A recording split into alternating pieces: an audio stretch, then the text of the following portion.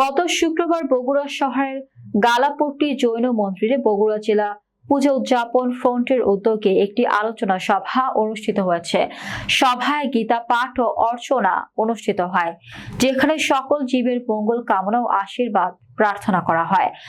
আধিকৃত আলোচনা সভায় প্রধান অতিথি হিসেবে উপস্থিত ছিলেন পাবনা, সিরাজগঞ্জ ও বগুড়ার কল্যাণ সংস্থা কল্যাণ ট্রাস্টের অ্যাডভোকেট ইন্দ্রজিৎ সাহা। তিনি তার বক্তব্যে ধর্মীয় ঐক্য এবং মানবিক মূল্যবোধের উপর গুরুত্ব আরোপ করেন।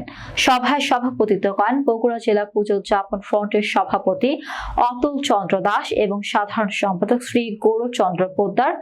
সমাবেশের সঞ্চালনা করেন। বিশেষ অতিথি হিসেবে উপস্থিত ছিলেন কেন্দ্রীয় কমিটির সহ সভাপতি স্বাধীন কুমার কুণ্ড, বগুড়া জেলা শাখার সহ সভাপতি বিকাশ চন্দ্র দেবনাথ সহ অন্যান্য নেতৃবৃন্দ। এ সময় আরো উপস্থিত ছিলেন ইঞ্জিনিয়ার রঞ্জিত কুমার সরকার, উত্তম কুমার দাস, চন্দন কুমার সরকার, অ্যাডভোকেট মিন্টু কুমার সরকার, তন্ময় পোদ্দার, অভিজিৎ সরকার পার্থ, রিঙ্কু পোদ্দার, উজ্জ্বল চন্দ্র সরকার, নিমাই চন্দ্র দাস, সঞ্জয় কুমার শীল, সাগর কুমার রায়, সুজন কুমার ঘোষ সহ অনেক স্থানীয় নেতৃবৃন্দ। এই আলোচনা সভায় ধর্মীয় এবং সামাজিক ঐক্য প্রতিষ্ঠার লক্ষ্যে গুরুত্বপূর্ণ ভূমিকা রেখেছে এবং এতে উপস্থিত সকলের মধ্যে এক সুদৃঢ় সম্পর্কের বার্তা পৌঁছেছে।